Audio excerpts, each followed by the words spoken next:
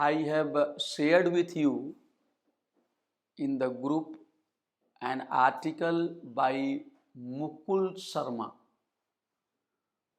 Professor Mukul Sharma at present teaches at Ashoka University, and he has looked at environmental issues from caste perspective. Earlier, he wrote a book, Saffron and Green. In that book, he discussed how environmental issue has been communalized, how it has been looked at from, let's say, Hindu right point of view. So basically his argument was that environmental issue has been appropriated by the Hindu right, and they try to promote their conservative ideology by linking it to environmental issues. In other words, by calling themselves as the so-called champion of environmental issues, their main concern is to promote their conservative ideology. So earlier work of Mukul Sharma was on religion, environmental issue and Hindu rights. Of late, he started looking at environmental issue from caste point of view, particularly Dalits and untouchable, the ex-untouchable. That what is the caste dimension? And I think Mukul Sharma has now written a full book on caste and environmental issues. You can get it, you can buy it. But here what we are going to do today is to discuss his paper which he wrote in Economic and Political Weekly. Economic and Political Weekly is very popular, very famous and a critical journal which is being published every week. Okay, so you could buy Economic and Political Weekly every week, you could read it, and in Economic and Political Weekly you will find commentaries on current issues, and some articles are also a special issue. A special issue or a special article refers to well-researched article where the scholar has taken a long time and the scholar has sent the article. But EPW is also known for publishing articles on contemporary issues. So you should try to read it. It is available also online, and you should have a look at Economic and Political Weekly. So this article which I am going to discuss, Mukul Sharma's article, is printed in Economic and Political Weekly on June 9, 2012 issues. So this article is almost written 11 years back, but it is relevant. And if you read this article and if I try to successfully summarize the key arguments of Mukul Sharma, you will get a lens to look at environmental issue. The new lens or another lens. One lens you have been given by Ashish Nandi, okay, that how science has been used as a dominant paradigm to justify development, and how even the policy which is not suitable to environment and ecology, those are being justified in the name of science. Okay, so you might have heard this story that recently a center has been opened in Meerut, okay, that will do research on cow. Okay, so the cow research center is also opening. I think in one of colleges of Delhi University, Gausala has also been opened. Okay, so you could really go into those issues, that how in the name of science, conservative and traditional ideas are being promoted. So Ashish Nandi has given you one kind of argument. Then we have James Scott. James Scott has given you another perspective that how with the rise of modern state, the idea of naming, the idea of giving identity, the idea of census, enumeration have started, and through identity construction, through scientific development, through capitalist development, through the logic of capital, through the logic of profit maximization, we have developed a system which is largely geared towards profit generation. So the jungle and the forest were renamed.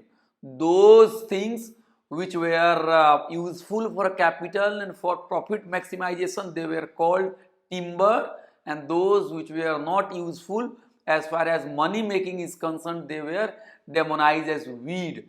But nature has never called anything weed, and nature has not called anything timber.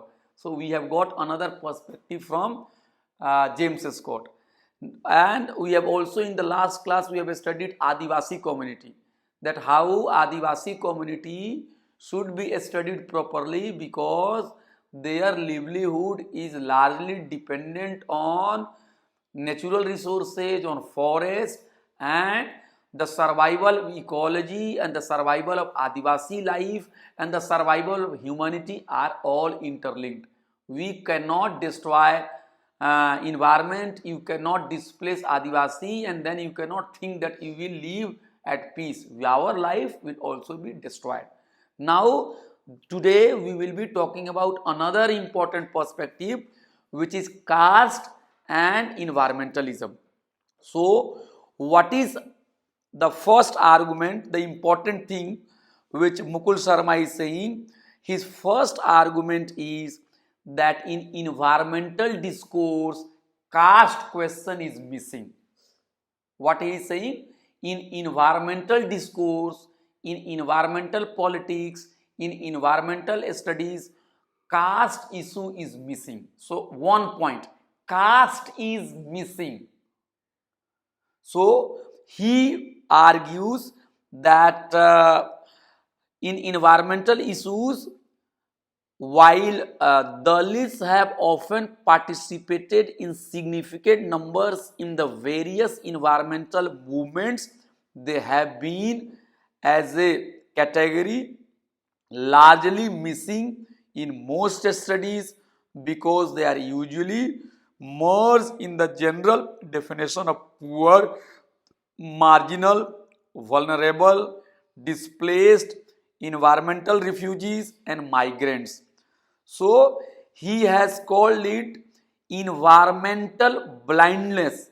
Environmental blindness. So the first argument is, if you find it very complex, just remember it. The first argument he is giving, Dalit question is missing in those whole environmental discourse. Caste question is missing, and Dalits participate in environmental issues, but as a category Dalit or as a category caste are not studied, and if anywhere the issues of Dalit are there in your article, in your speech, they are generally made part of the category of poor, refugee, but caste as a separate category has not been largely touched. This is the argument of Mukul Sharma, and he has used a very powerful word. He has used a very powerful word, blindness. He has used the very powerful word, blindness. It has been largely blind, or if I use it politically correct word, the scholars of environmental science, environmental studies have been largely ignorant. They have been largely overlooked caste question. So Anshika, you have just come right now. We are today studying Mukul Sharma. He teaches at Ashoka University, and his paper was published in Economic and Political Weekly in 2012, and this paper paper's title is Dalit and Indian Environmental Politics. So in this paper, Mukul Sharma has argued that there are multiple ways to look at environmental issues. It has been looked at feminist perspective, it has looked from the tribal perspective, it has been looked at from sustainable development perspective, but the caste question is missing. It has never been, it has not been, or it is not often looked at caste question. So he is basically arguing that if you study the environmental movement, you will find that at many places the environmental issues are articulated in such a way that they appear and they are against Dalit community, or they are casteist in nature. So he is arguing, and he will give you some examples also. 3-4 examples he will give, and he will give you field study also, case study also. His argument is that if you look at environmental discourse, they are casteist in nature. You understand? They are casteist in nature, and they are not sensitive to Dalit issues. And they appear Brahmanical, sometimes they appear Hindu, they appear conservative, and they are using the language of new caste. You understand? There are one way of arguing, which is one way of arguing caste would be, or supporting caste would be, traditional way of arguing caste. Suppose if you go to village and if you meet somebody who is a supporter of caste, he will say that God has made caste system, ऐसा ही चलता है, it's good, है ना? So this may be the one way of, let's say, supporting caste. Then there would be new way of supporting caste. How it could be? For example, suppose if you are studying at a university and where all the faculty members and all the teachers, okay, if they are from a particular caste and marginalized caste are not given a space, then it is new form of casteism. And if somebody would come and ask you, sir, how many people from the lower caste are you in college? So you will give very easy answer. Sir, we don't count caste. We are egalitarian. We are liberal. We don't care for caste. Whosoever is interested to come and study, we give them job. But things are not so easy. So the Mukul Sharma is saying that caste question is missing, and at many places the way environmental issues are articulated, you will find that they are very much casteist, conservative, traditional in nature, and they are using new caste language. New caste language means sophisticated way of defending caste. Sophisticated way of defending caste. So basically, by reading this paper, what is the purpose of Mukul Sharma? Mukul Sharma's purpose is that as a scholar, you should become sensitive to caste question. You should become sensitive to caste question. He is not trying to, let's say bad things about anybody who is upper caste. He is not trying to say it, okay? He has no agenda against upper caste. Basically, he is trying to make you sensitive so that if you read, if you write, if you do research, then you become sensitive enough. You should not use traditional or maybe the new caste language. You should be sensitive to their issues. And I will try to discuss 2 or 3 case study he has been talking about. One case study he has given, that is the Brindavan project. He has given the example. Brindavan, you know it very well. Brindavan is in Uttar Pradesh, and some time back what has happened, that Brindavan project was taken up by ISKCON, by WWF and other agencies, and basically Mukul Sharma has studied Brindavan project, and he has said that if you look at Brindaban project, you will find that the Brindaban project, where it is located, you will find that large number of Dalits or low caste people live there. But in this project, what has happened, that Dalits were not given proper place, and most shockingly, the organizers or the, let's say, the main people behind this project, they have defended traditional way uh, of removing excreta. You understand? There are multiple ways of removing human excreta. So more and more, let's say, scientific method and advanced methods are coming, and generally people are sensitive people are giving up old method, that okay, nobody should carry night soil on their head, this manual scavenging should stop. So this is the concern that society should be made egalitarian. Okay, there is a question of human dignity. Okay, we cannot tolerate anybody carrying our excreta.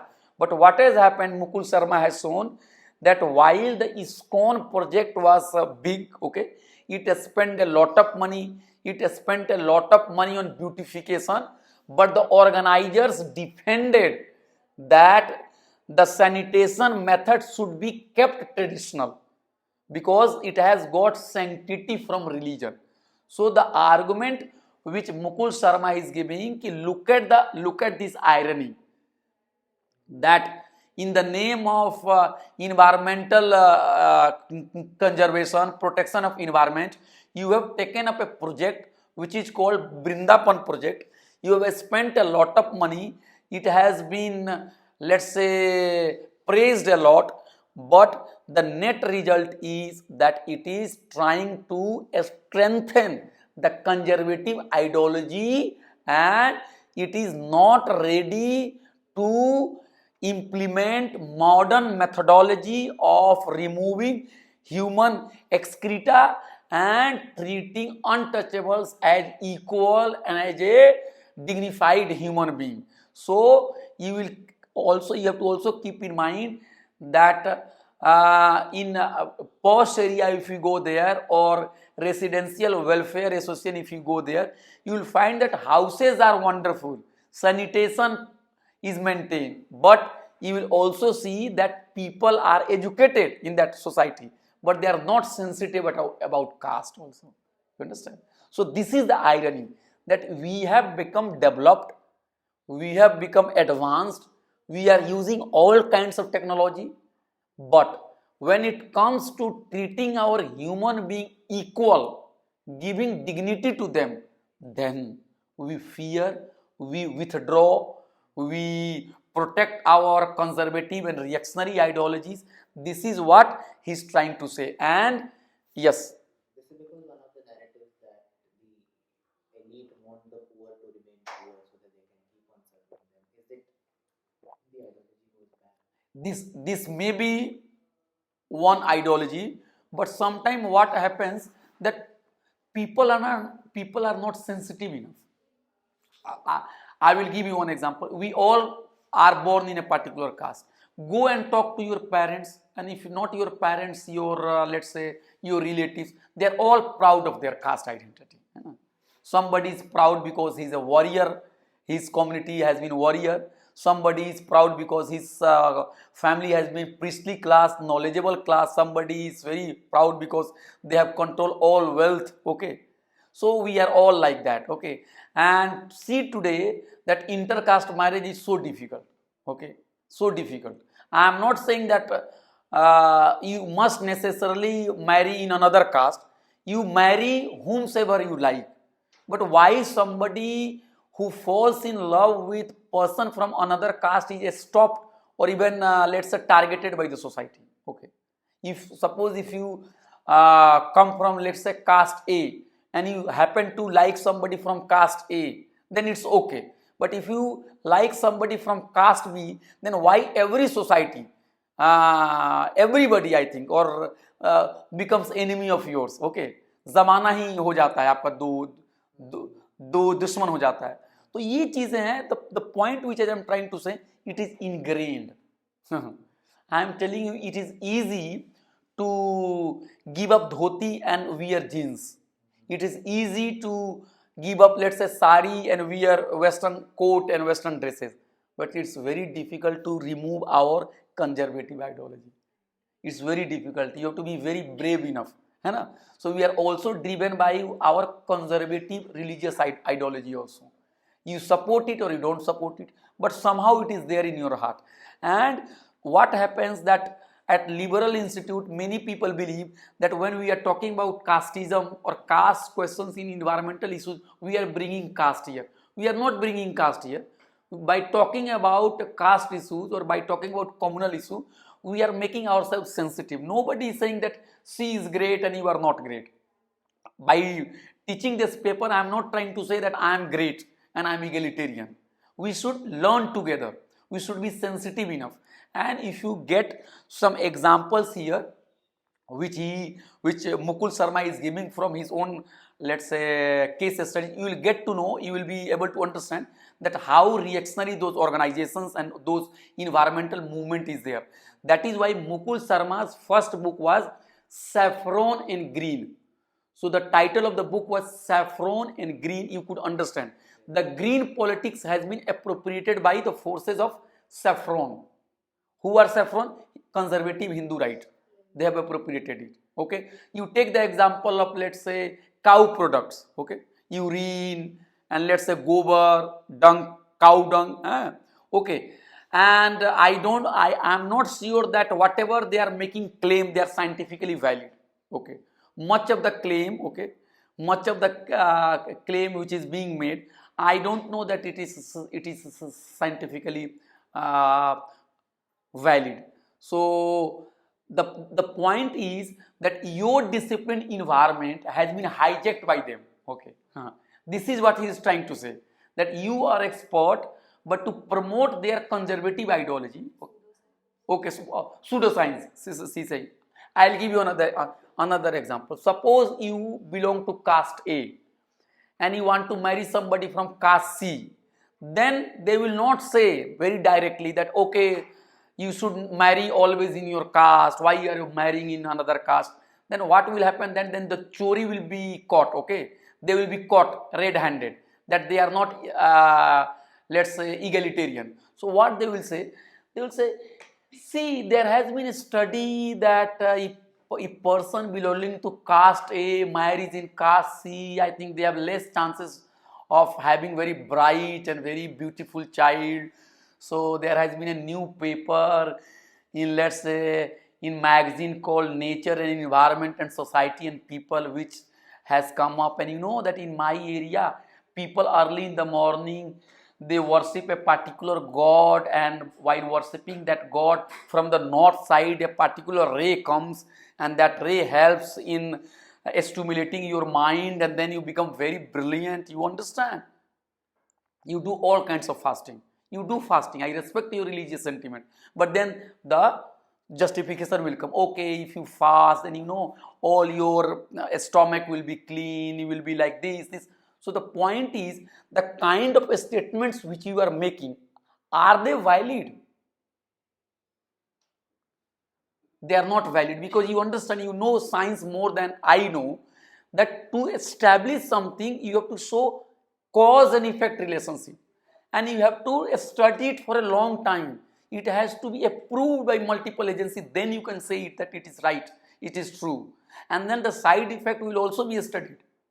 And then once the medicine is out or something is proved, then somebody is also studying it from another point of view, and then the feedback will also come. This is called scientific study. You cannot claim anything, you understand? Personal opinion is one thing, and then scientific research is another thing. If you want to do a particular puja, you do it, but you cannot make a scientific claim that puja is good because it can enhance your brain power. That is your own argument. So the point which Mukul Sharma is trying to make, that environmental issues has been hijacked to promote casteism. To promote casteism. Another argument of Mukul Sharma is that Dalit Bahujan thinkers, the lower caste thinker, they have also taken up environmental issues in history, but they are not discussed properly. For example, have you heard the name of Bhim Rao Ambedkar, B.R. Ambedkar? Everybody knows his name. Okay. So B.R. Ambedkar led a movement which is known as Mahar Satyagraha. Okay. So what is this Mahar Satyagraha? Baba Sahib Bhim Rao Ambedkar was born in untouchable Mahar caste. Okay. And Mahar and untouchables were not allowed to drink water from a pond that was controlled by upper caste people. Okay. So you could understand that if water is controlled by somebody else, how much suffering you have to undergo. We live in city, and suppose if for 1 hour water supply is stopped, then we become completely furious. Kya ho gaya? Why water is not coming? Okay, you start blaming one person and another person's. Okay, you understand, you feel that a community which is born pond where animals can go and they can drink, and you cannot just stop animals from going and drinking. Can you stop any cow or any animal going and drinking in Yamuna or any pond? You can't. But there is guard on human being, that people from particular caste should not go and touch water. I would like to request you to read a novel which is written by Mulk Raj Anand. Mulk Raj Anand is a well-known English writer. I did my BA in English literature. So in final year, we have to study Indian English writers. And I studied a novel by Mulk Raj Anand, which is known as Untouchable. You could read it. Very easy to read, very beautiful. And if you want, I can give you. I have the book. I could give you. So what is the story of Untouchable? The story of Untouchable is that the story is situated, the story is about colonial time. So there is a person known as Baka. Baka is untouchable, okay? And Baka is asking water from high caste, from the caste Hindu. But Baka is not given water by high caste, because high caste believed that by offering pot and giving him water, they will be polluted. So this was the Baka fortune, that he was not given water by caste Hindu.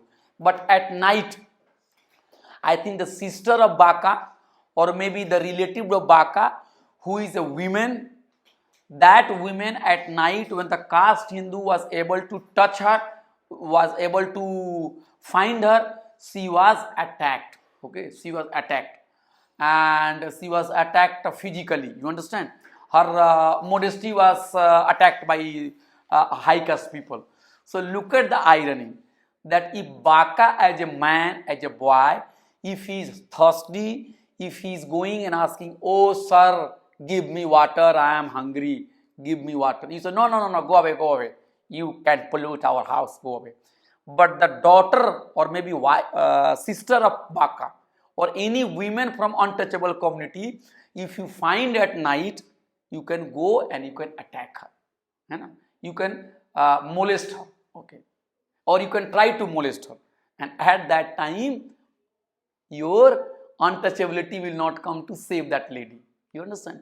So basically, those who say that I maintain purity and pollution, this is hypocrisy. I am telling you, this is hypocrisy, because pollution and untouchability and caste system are used by people for their own selfish interest. They never practice even untouchability honestly. I'll give you another example. Who are landless laborers? 70% Dalits are landless laborers. So they do not have land. So paddy which you eat, rice that you eat, it is grown by Dalits. Irrigation is done by Dalit.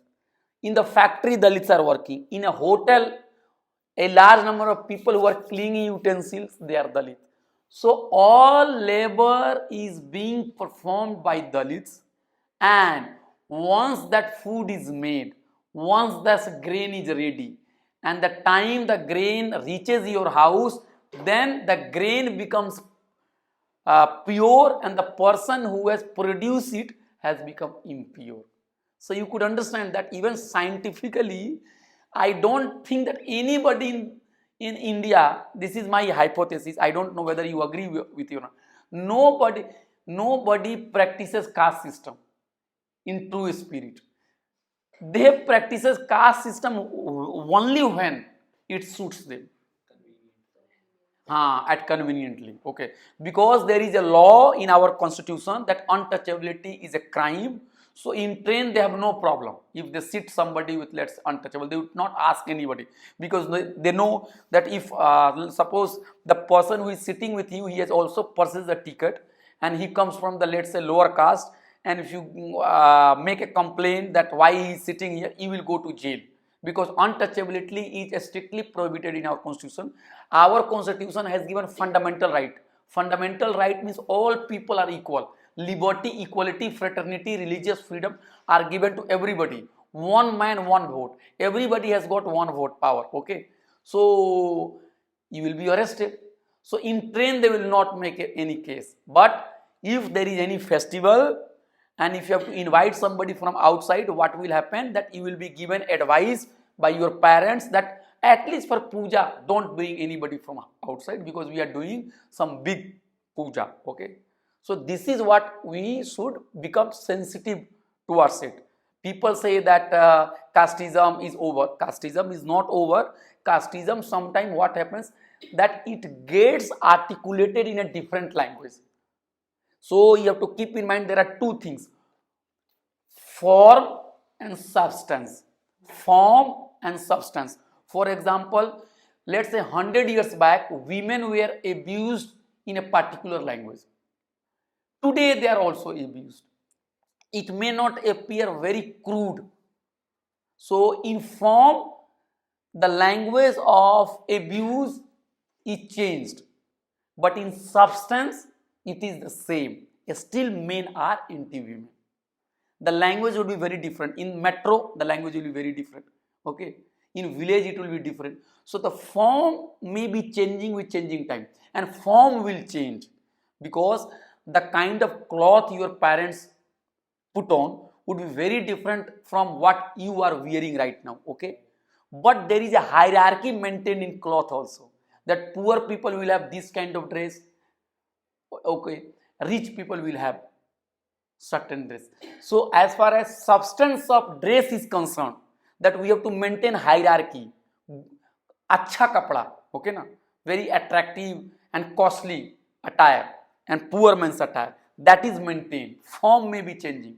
So basically Mukul Sharma is saying that environmental politics, environmental issues are being articulated in such a way that new language of caste is being used, and the question of Dalit, the questions of Dalit justice, the question of social justice is not there. On the other hand, in some cases what is happening, that in some cases it is becoming more reactionary, and he would give you the example.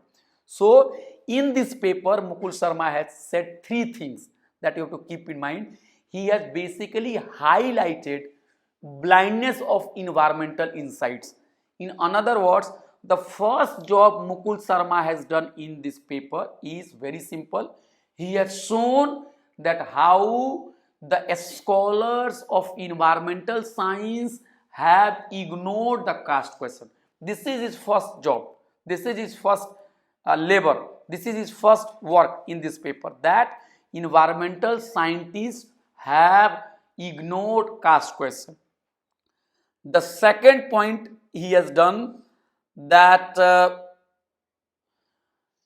in this paper he is trying to do, he is saying that if you take perspective from the lower caste and if you apply them to look at environmental issues, then our methodology will become richer.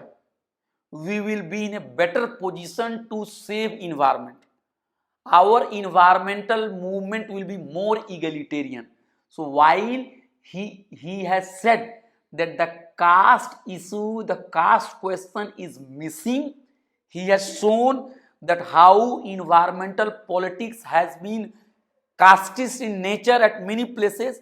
At the end of his paper, he is also showing what are the insights which we could take from the lower caste to make our methodology richer, and we could become much more sensitive.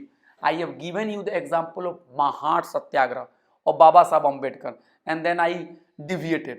So the Mahar Satyagraha Ambedkar has taken up. In that, I think in colonial time, in around 1930s, Dalits were not allowed to drink water from the pond. So the Baba Sahib Ambedkar organized people. He went there and he tried to drink water. Okay, and then it created lot of problem. It created lot of hangama. So every year this Mahar Satyagraha is being commemorated by activists to recognize the importance of civil rights. You understand civil rights? Civil rights means that you are equal as a human being, you are equal as a civilians. People should not be discriminated on the basis of caste, class, race. Okay, all are equal.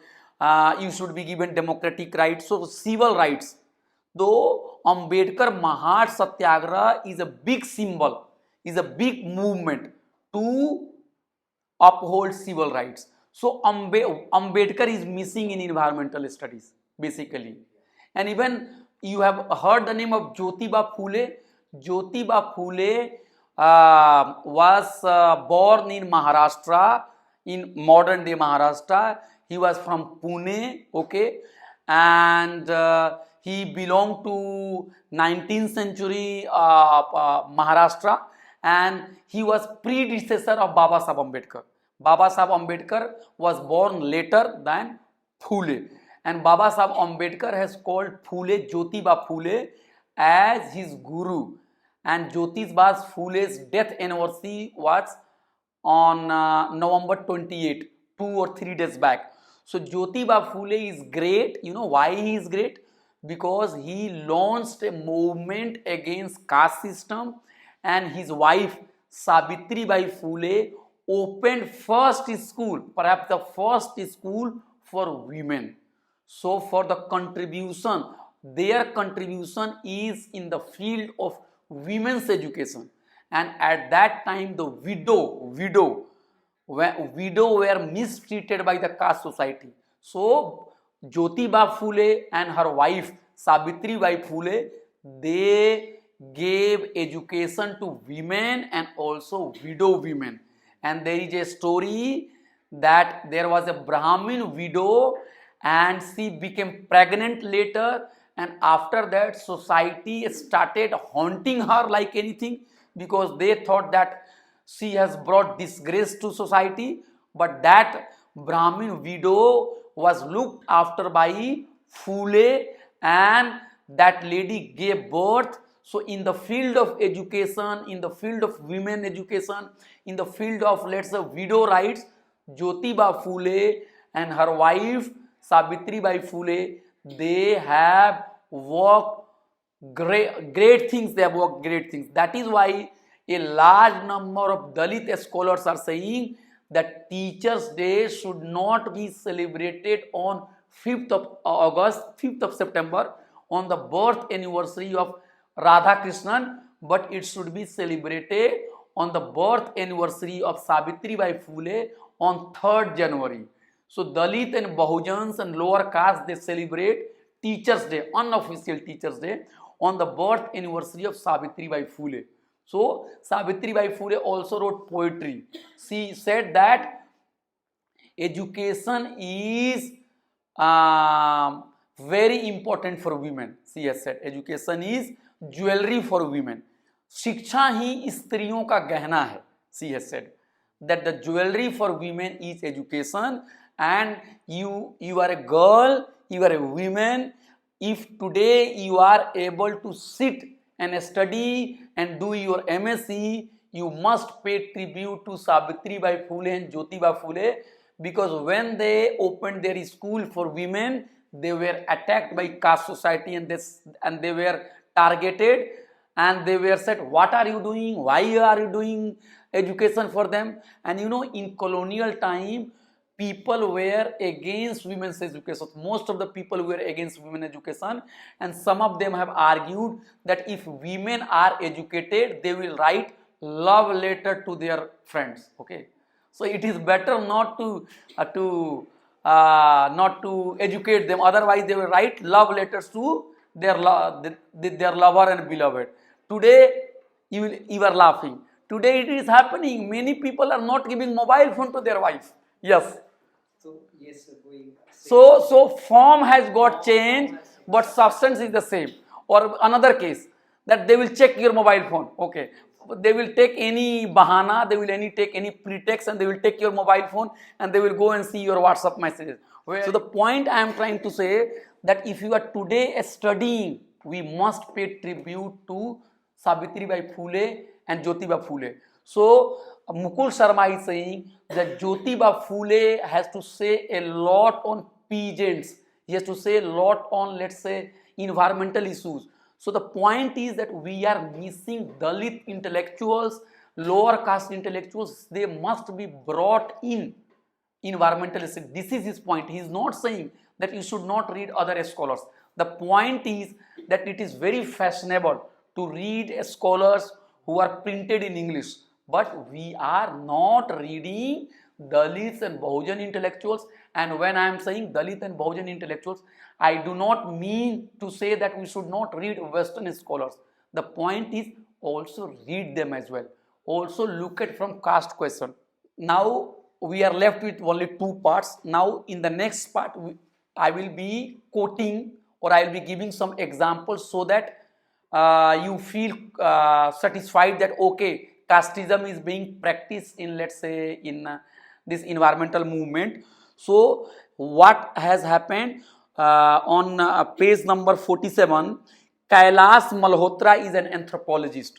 Kailash Malhotra is an anthropologist, and he has been quoted by Mukul Sharma, and Mukul Sharma has quoted Kailash Malhotra as saying, the caste system was actually based on ancient concept of sustainable development, which disciplined the society by partitioning the use of natural resources according to a specific occupation or caste, and created the right social milieu in which sustainable patterns of resource use were encouraged to emerge, unquote. So basically, the first evidence Mukul Sharma is giving, that look at the writing of Kailash Malhotra, the anthropologist. What Kailash Malhotra is saying?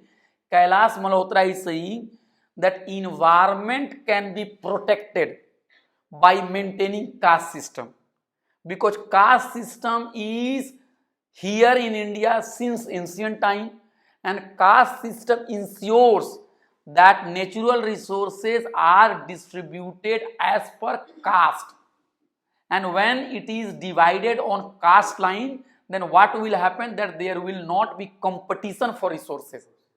So for example, suppose I come from, let's say, a particular caste, and my job is only agriculture, so I'll keep myself in agriculture area.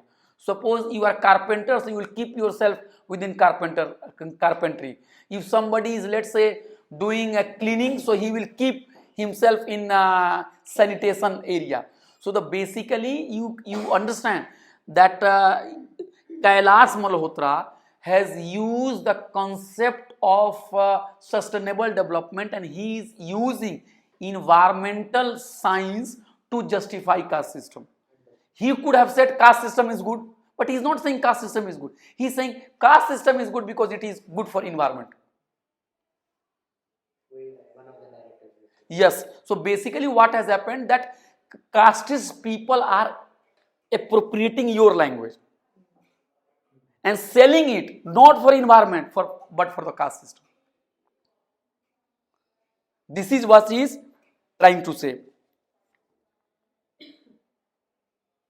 And another important thing, another scholar has written Dwivedi, and one person is called, one writer is Dwivedi, you could see his full name. So Dwivedi has said that the Hindu caste system is good for sustainable development.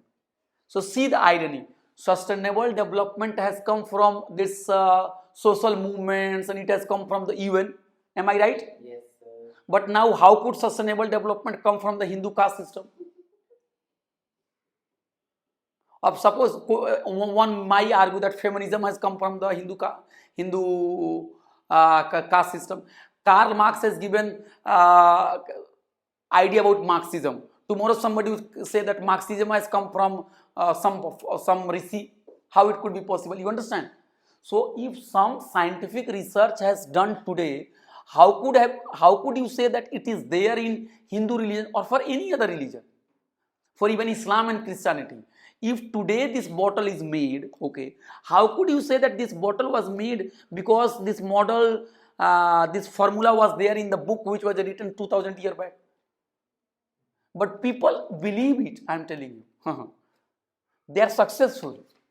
You go to any residential welfare association, and if you say that no, madam, it was not like that, they will have an argument with you. So basically Mukul Sharma is saying that whatever they are arguing, that caste system is good for anthropology, good for sustainable development, caste system is good for, let's say, ecology, they are being upheld by people. A large number of people are upholding it. After that, he has given you the example of Brindavan conservation project, that you have to keep in mind. Brindavan conservation project was taken up in 1990s. See, and by giving this example, he is trying to show that how it promoted casteism. So Vrindavan project was taken up in 1990s, and several organizations were involved in it, non-government organizations, NGOs. One of them was Worldwide Fund for Nature, WWF India, okay. And what was the plan? The project was, according to Mukul Sharma, the project explicitly aimed at the ecological restoration of Vrindavan, planned the planting of trees along an 11-kilometer long pilgrimage route, Parikrama Marg, which encircled the town. So basically the plan was to make it ecologically beautiful, to protect environment and do plantation, okay, on Brindavan Marg, which was 11 kilometer. So this was the plan, and it was taken up by WWF.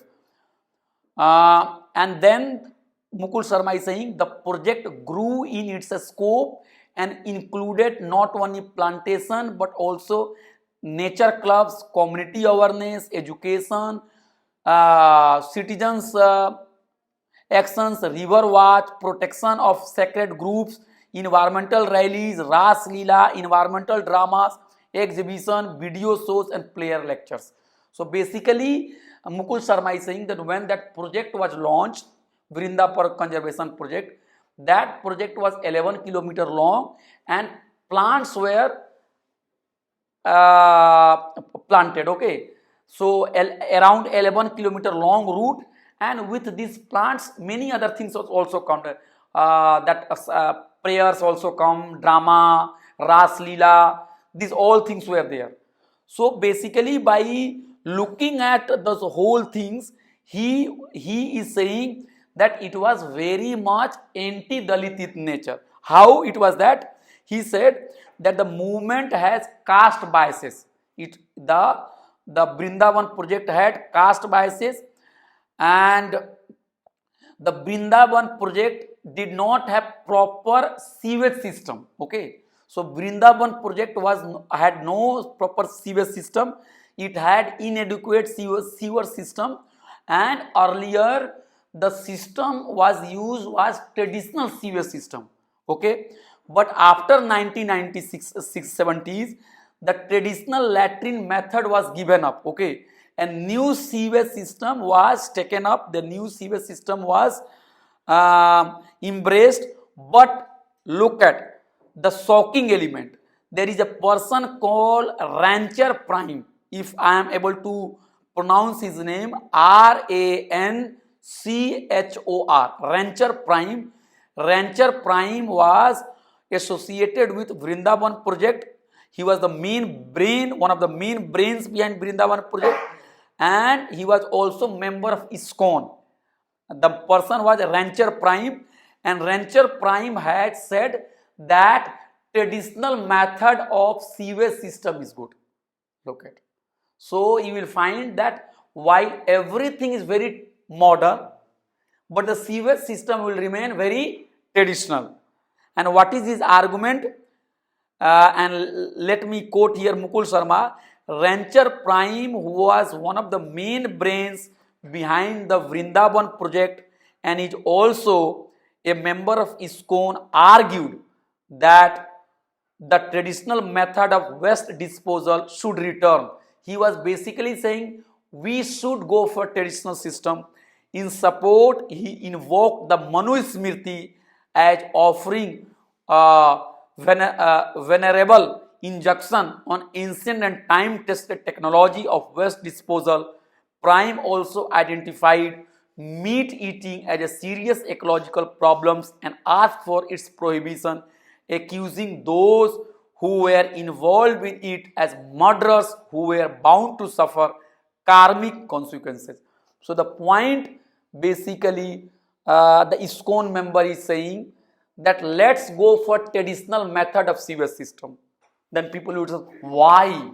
So he said, because it is there in your holy text. Where it is there in your holy text? It is there in Manu Smriti. And you understand, Ambedkar was big opponent of Manu Smriti. Ambedkar said that constitution and Manu Smriti cannot go together because Manu Smriti is based on the idea of inequality and constitution is based on the idea of equality, and that is why Baba Sahib Ambedkar burnt Manu Smriti publicly. So here is the person who is using all modern methodology, who is using everything which is modern. The conservation project is modern, great, okay, but the same person is talking about protecting, returning, preserving traditional concept of sewage system, and he is trying to justify on the basis of Manu Smriti, which has no place in independent India, because independent India is guided by constitutions, the idea of liberty, fraternity and equality. And apart from that, he was also vigorously promoting what? Vegetarianism. So vegetarianism, you are a scholar of environmental science. Vegetarianism is now projected as big ecological movement. So that those people who are meat eaters, they are against ecology. Those people who eat meat, they are against nature.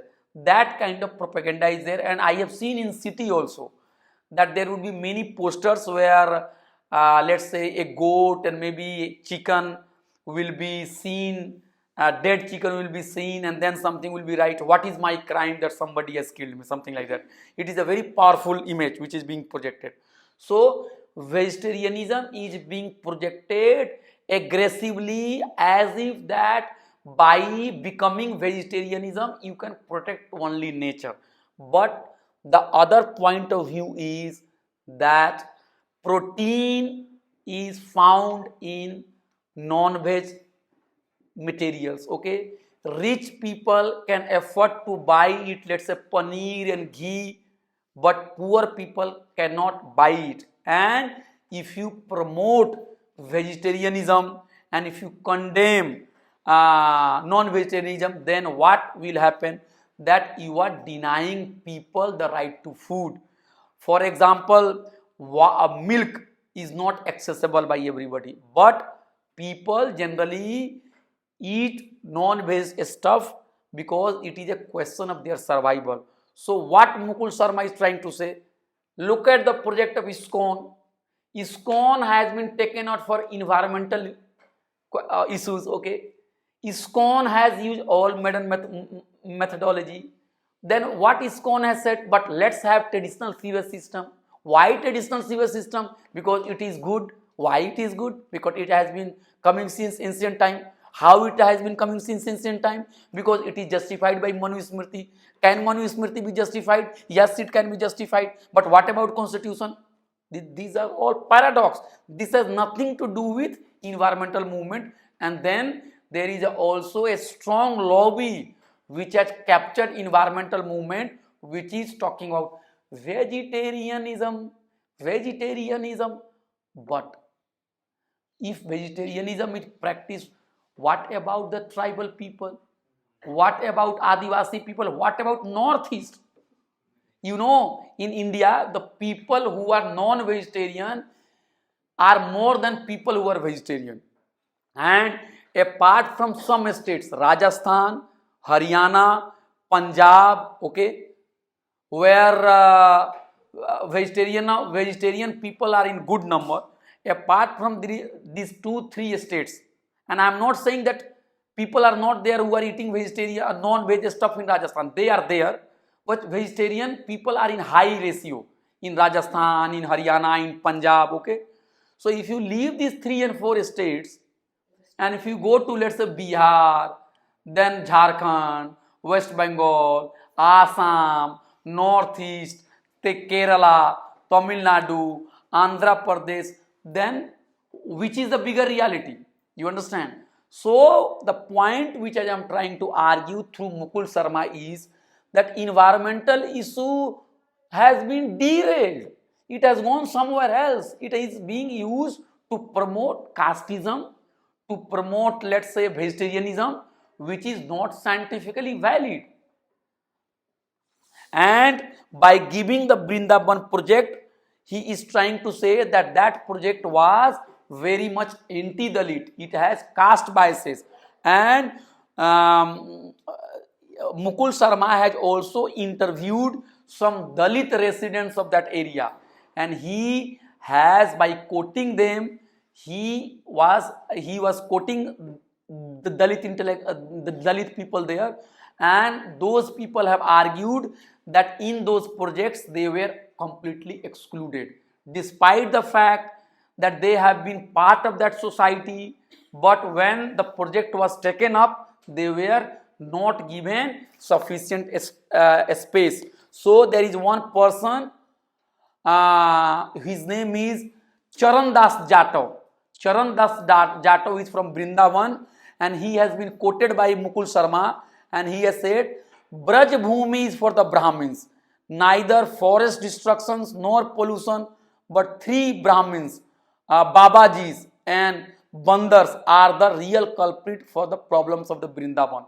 So basically, Mr. Charan Das Jatau ji, who has been quoted by Mukul Sharma, is saying that we are not incorporated in those projects and we have been excluded. So this is the caste angle which Mukul Sharma is trying to bring here. So my request would be to you that whenever you study any project and you study any ecological issues, always be sensitive to the concerns of the lower caste people, of Dalits, and you should read more and more Dalit writers, more and more Dalit Bahujan writers, untouchability, vegetarianism, caste system, promoting, let's say, conservative ideology. These are very, very serious things, and since most of us come from upper caste background, so we think that these are very natural.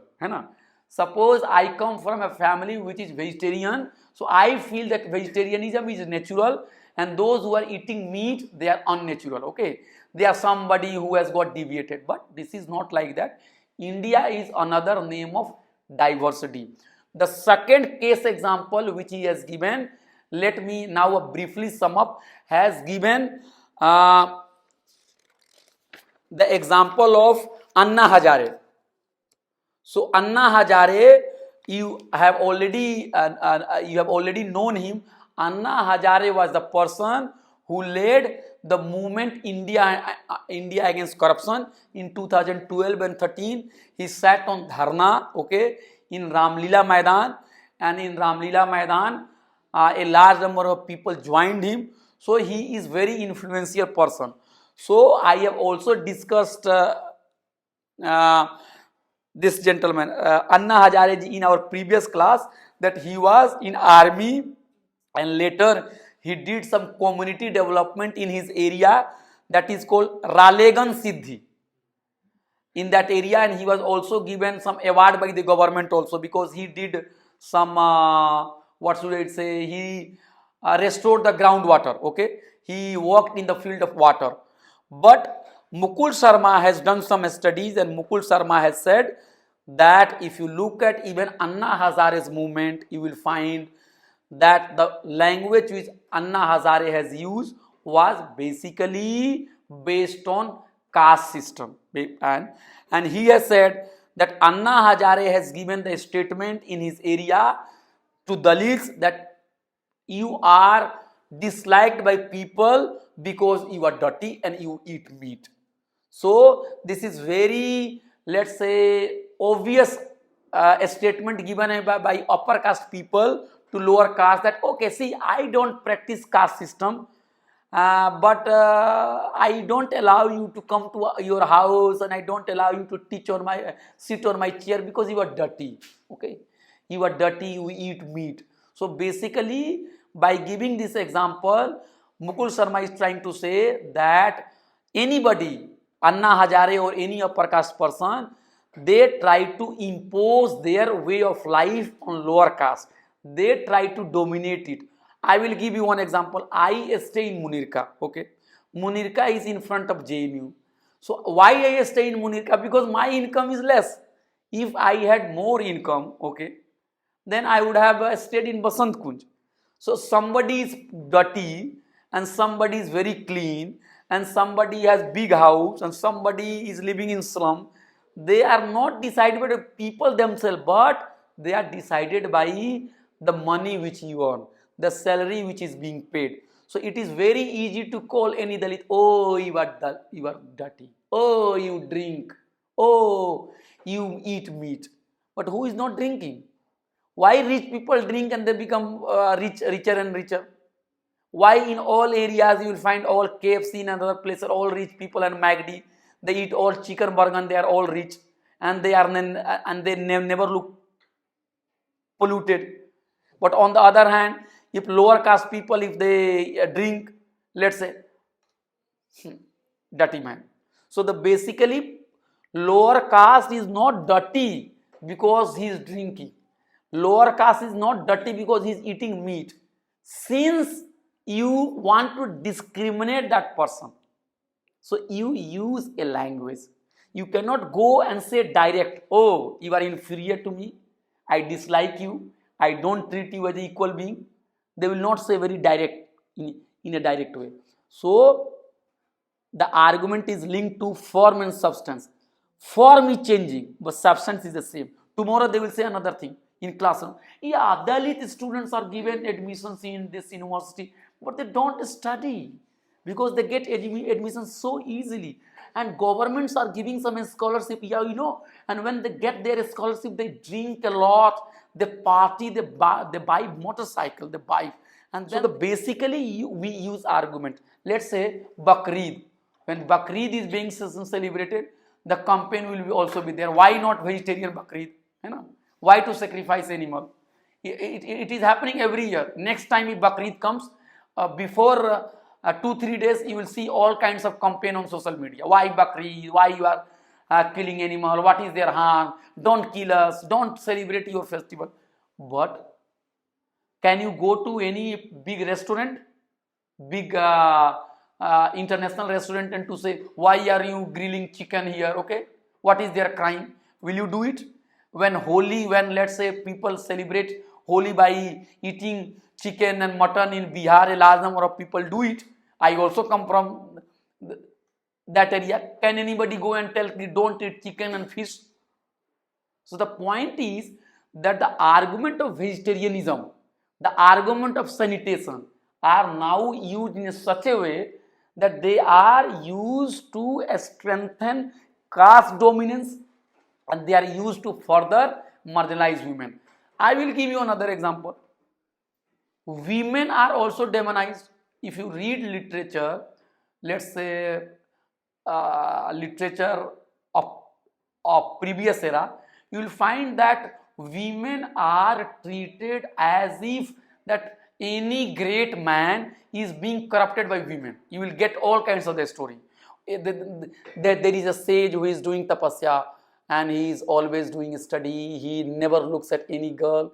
Then one girl will come, in the beautiful women will come, and then the attentions of the Baba deviated, and then the Baba will fall. So women is always looked at as the person who will mislead you. Okay, and there is also a lot of bad stuff written about the sexuality of women also in literature. If you do feminist study, you will find it.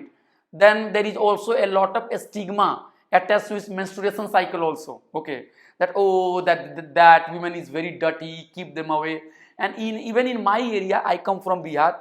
If a woman is having menstruation cycle, she will not go to cook for 2-3 days. That as a human being, menstruation cycle is a very much part of our biological cycle, and it is integral part of it, as if the way we have beard. Men have beard, na? We have cough and cold. It is very much biological part. We have hair growth, we have hair fall. In the same way, we have a menstruation cycle also, but it is stigmatized. So there is an article which I read in my MA course. What if men were having menstruation cycle? Then it will be praised. Oh, what great men are! They can, they are so brave. They can bear pain, and they can, and even if there is so much bleeding, they are so brave. Okay, they can deal with a difficult situation. Oh, women are very timid. Had women be bleeding, they might have died. But men can only overcome it. So the point is stigma. Stigma. Sudras, according to R.S. Sharma, Sudras were working for all high caste, Brahmins, Vaisyas, and Kshatriyas. But Sudras were also stigmatized that they are thief, they are cruel.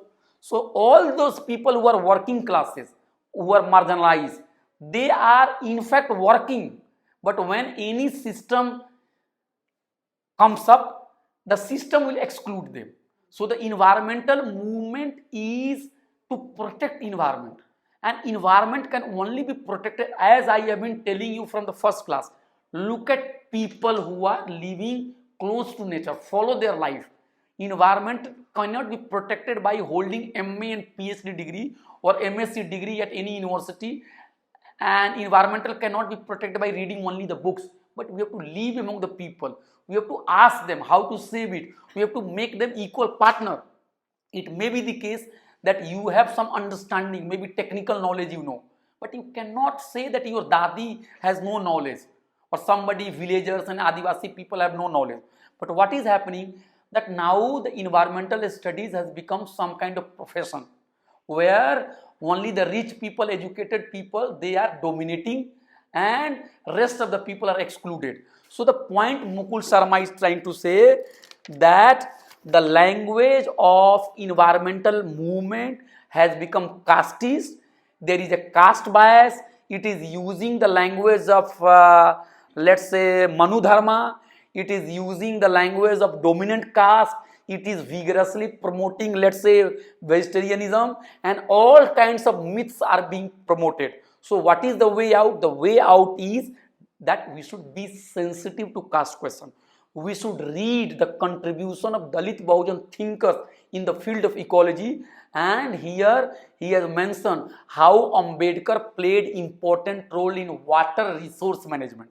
So Ambedkar has a very strong view on water resource management, and I have already discussed in the previous class that how Gandhi and Ambedkar differed. So you can read the paper. I think I have already given you enough information about this paper. You read it. It is very beautiful paper. The point which I am trying to say, suppose if you have forgotten everything, suppose everything has gone out, you have not understood anything, in 1 minute we have to make a reel. What is this paper about? We have today studied Mukul Sharma's paper on caste and environmental environmentalism. Mukul Sharma teaches at Ashoka University. Earlier, he has worked on communalism and environmental issue, but in this paper, he has studied caste question and environmental issues. What is his argument? The first argument he is making that environmental studies have largely ignored caste question. Environmental studies have not looked at the questions of Dalit. Dalits have been the protectors of environment, but Dalits are not incorporated into this movement for protect environment. And there has been a blindness, there has been ignorance, and he is basically talking about bringing caste lens to study environmental questions, and he is saying become sensitive to the questions of caste and Dalits while doing studies. So you could ask a question, but I am not convinced, give me some evidence. So he has said two evidence I am at least trying to give it. One is Brindaban project. In Brindaban project, the beautification project was taken up and plantation was done. But in this plantation, what has happened? That Dalits were excluded, okay, and the brain behind ISKCON movement has supported traditional system of sewage, and he has justified traditional system of sewage on the basis of Manu Dharma, on the basis of Manu Smriti. Manu Smriti is a book, okay, which was written in ancient time, which supports caste system, okay. So Ambedkar was very critical of Manu Smriti. He burnt it publicly, and he said in India, in democratic India, constitution is the prime document, not Manu Smriti. So look at how ISKCON, which is otherwise very modern, is going back to Manu Smriti and saying that traditional system should be upheld. And now I have given you the quotations of several Dalit residents of the area, and they have argued that they have been excluded. And Anna Hazare's movement and also ISKCON movements, they are vigorously promoting vegetarianism. If you are a vegetarian, I respect you, but to impose vegetarianism on other, to say that Dalits are excluded, Dalits are not treated well, Dalits are treated as untouchables because they eat meat or they drink or they are dirty, these are all casteist arguments. So having said, and then he has also given Anna Hazare's movement, that even Anna Hazare's movement patronized Dalits, okay. They have also used vegetarianism as a tool to dominate Dalits, okay, to call them that you are dirty and you are not pure and why you are eating vegetarian stuff, okay. So here Anna Hazare's statement is the I would like to quote what Anna Hazare has said. One second, and then I will stop. Anna Hazare said, it was Mahatma Gandhi's vision that every village should have one chamar, one sonar, one kumhar, and so on. They should all do their work according to their role and occupation, and in this way the village will be self-dependent. This is what we are practicing in Ralegan Siddhi.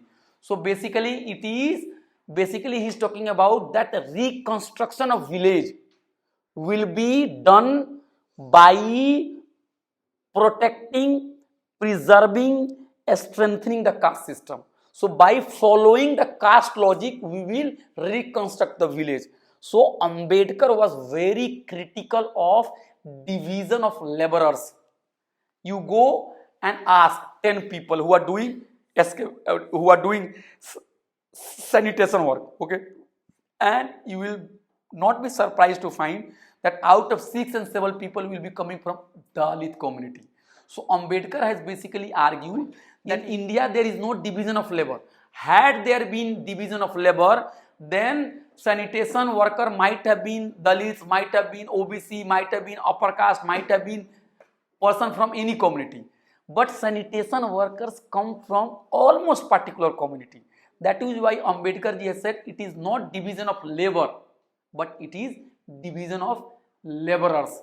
So similarly, if you read Anna Hazare here, by quoting Mahatma Gandhi ji, he is upholding division of laborers, and he is basically trying to argue that in a village, caste system should be protected. So basically, Mukul Sharma, by writing this paper, is trying to make an appeal Dear friends from environmental science, when you do your study, don't ignore caste question, don't ignore Dalit questions, don't ignore how they are discriminated, be sensitive to caste question, read Dalit Bahujan thinkers, and try to become inclusive and be aware of the fact that at many places conservative ideologies, caste system are being promoted in the name of ecology, in the name of sustainability, in the name of development, in the name of reconstruction. So be aware of that. So if after doing your MSc, if you are sensitive to caste question, then Mukul Sharma's job will be done, and I will also be successful in bringing his idea to you. I request you to read the paper so that some parts which I am not able to cover might be accessed by you. So thank you very much. So almost we have covered caste, tribe, so many other things. If you have any question, you are most welcome.